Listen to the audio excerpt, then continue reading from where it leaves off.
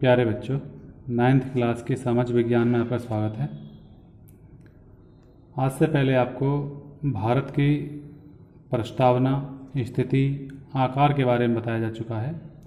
आज हम भारत का महत्व देखते हैं। भारत की भौगोलिक स्थिति का महत्व क्या है। देखिए, हमारा जो भारत है, पूर्वी गोलार्ध में भारत की केंद्रीय स्थिति का महत्व जो है वो कुछ नीचे बिंदु दिए हुए हैं, उनसे व्यक्त किया जा सकता है। पूर्वी गोलार्ध, मैंने आपको बताया था, हमारा भारत अगर ये पूछा जाए कि किस गोलार्ध में स्थित है तो आप क्या बोलेंगे, पूर्वी गोलार्ध में स्थित है। और अगर ये पूछा जाता है कि हमारा भारत किन किन गोलार्धों में स्थित है तो उत्तरी पूर्वी गोलार्धों में स्थित बोला जाएगा। वो इसलिए कि ये जो है, ये जो रेखा है, ये ग्रीनविच रेखा है, 0 डिग्री अक्षांश रेखा है, देशांतर रेखा है। और ये जो रेखा है ये विषुवत रेखा है, भूमध्य रेखा भी कह देते हैं। ये 0 डिग्री अक्षांश रेखा है। तो इस रेखा से तो हमारा जो है पूरब में हो गया भारत, और इस रेखा से उत्तर में हो गया। तो ये आपका भारत है। इसलिए इन दो गोलार्धों से उत्तर पूर्वी गोलार्धों में ये हिस्सा जो है आपका उत्तर पूर्वी गोलार्ध में पहुंच गया, इसलिए उत्तरी पूर्वी गोलार्ध बोला जाएगा। ठीक है, तो यही चीज़ें बताई गई। ग्रीनविच रेखा के पूरब में स्थित होने के कारण भारत पूर्वी गोलार्ध के मध्य केंद्रीय स्थिति लिए हुए है। अपनी भौगोलिक स्थिति कारण ही प्राचीन काल में भारत ने पश्चिम के स्थित अरब देशों, दक्षिणी पूर्वी एशिया तथा सुदूर पूर्व के देशों के साथ व्यापारिक और सांस्कृतिक संबंध स्थापित किए थे। क्योंकि प्राचीन काल में हमारा जो भारत था उसके पश्चिमी देशों से जो संबंध थे बहुत ज़्यादा अच्छे थे।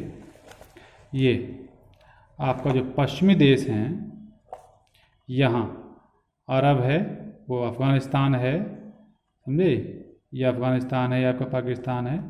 तो इस तरह से यहाँ जो है बहुत अच्छे संबंध थे। हिंद महासागर के शीर्ष पर स्थित होने के कारण अब आप देखें हमारा जो भारत है, ये हिंद महासागर यहाँ है नीचे, यहाँ से नीचे हिंद महासागर के शीर्ष पर अर्थात इसके ऊपर स्थित होने के कारण हमारा जो भारत है इसको पश्चिम में अफ्रीका तथा पश्चिमी एशिया के देशों, पूर्व में दक्षिण पूर्वी देशों तथा ऑस्ट्रेलिया के साथ जलमार्ग से आवागमन एवं व्यापार करने का लाभ मिला हुआ है। इसमें अगला है आपका प्रायद्वीपीय भारत, 3 ओर से सागरों से घिरा है। प्रायद्वीपीय भारत जो हमारा 3 ओर से सागरों से घिरा है। इसमें आप देखेंगे, देखिए इधर सागर है आपका, अरब सागर लिखा हुआ है, ये अरब सागर है, ये जो साइड है सब अरब सागर की है। ये बंगाल की खाड़ी है और इसके दक्षिण में यहाँ क्या है, हिंद महासागर है। तो 3 दिशाओं से हमारा भारत जो है जल से घिरा हुआ है। इसकी पूर्वी और पश्चिमी तट रेखाएं देखिए, ये जो है ये पूरब में ये तट रेखा, यहाँ स्थल मंडल है, ये सब जलमंडल हो गया, लेकिन यहाँ जो है ये स्थल मंडल है। तो ये पूर्वी और पश्चिमी, ये पश्चिम है आपका। ये तटरेखा जो है न केवल सपाट और विस्तृत हैं वरन इन पर अनेक महत्वपूर्ण पत्तन भी स्थित हैं। ये पत्तन भारत को आंतरिक व्यापार लाभ उपलब्ध कराते हैं। एक सन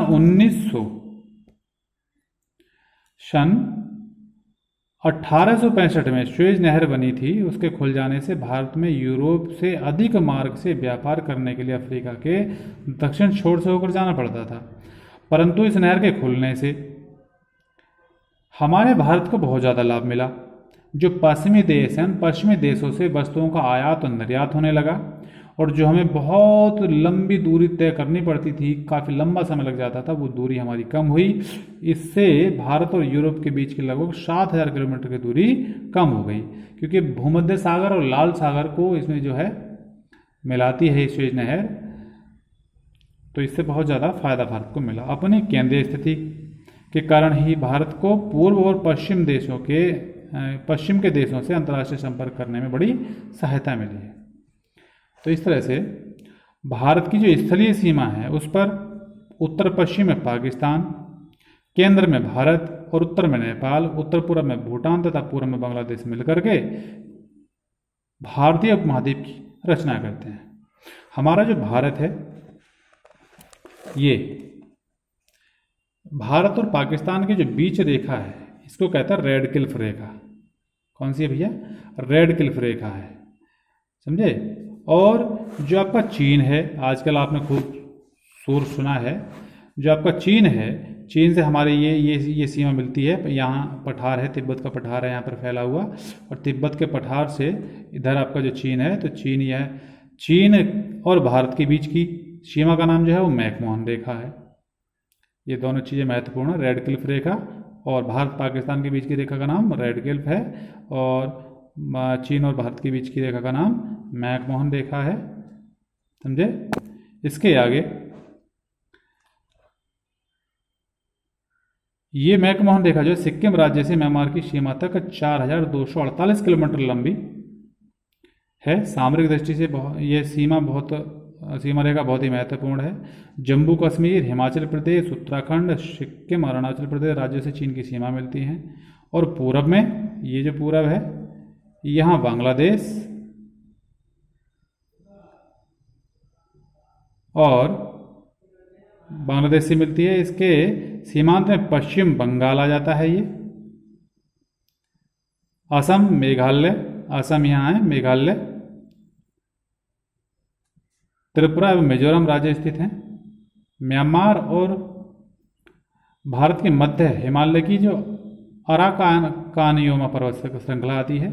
इस सीमांत पर अरुणाचल प्रदेश, नागालैंड की खाड़ी में अंडमान निकोबार द्वीप समूह हैं, समझे। अंडमान निकोबार द्वीप समूह आपके ये हैं यहाँ, ये आपको बताए थे, बंगाल की खाड़ी में स्थित हैं। वर्तमान समय में हमारे यहाँ भारत के संघ में 28 राज्य हो गए हैं। पहले 29 थे, अब 28 हो गए हैं। और अब जो है केंद्र शासित जो प्रदेश है वो बढ़ गए हैं। जो जम्मू कश्मीर था वह पहले राज्य था, उसको केंद्र शासित प्रदेश बना दिया गया है। गुजरात, महाराष्ट्र, गोवा, कर्नाटक, केरल राज्य तथा लक्षद्वीप, दादर नगर हवेली केंद्र शासित प्रदेशों की सीमाएं आती हैं। लेकिन अब जम्मू और कश्मीर ये दोनों जो है केंद्र शासित प्रदेशों में आ गए हैं। अरब सागर से तथा पश्चिम बंगाल, उड़ीसा, मध्य प्रदेश, तमिलनाडु राज्यों तथा पुदुचेरी से हम पांडिचेरी बोल देते हैं, एवं अंडमान निकोबार द्वीप समूह की सीमाएं बंगाल की खाड़ी से मिलती हैं। इस तरह से इसकी जो सीमाएं हैं, ये आपका जो मैप है आप देख पा रहे हैं। ये देखिए पाकिस्तान है, यहाँ आपका अफगानिस्तान आता है, ये चीन है, नेपाल जो पड़ोसी देश हैं उनके बारे में बताया जा रहा है आपको, भूटान है, इधर आपका म्यांमार आता है, और इधर आपका ये बांग्लादेश है। ये 7-8 देश हैं जो पड़ोसी देश का माने जाते हैं। इनसे भारत का बहुत ही घनिष्ठ संबंध रहा है। लेकिन अब कुछ दिनों में पाकिस्तान और चीन से कुछ मतभेद उत्पन्न हो गए हैं। लेकिन आर्थिक स्थिति की दृष्टि से आज भी ये कुछ क्षेत्रों में महत्वपूर्ण है। आज बच्चों इतना ही, ध्यान से सुने, समझे और जो चीज़ बताई जा रही है उसका अभ्यास करते रहें। धन्यवाद।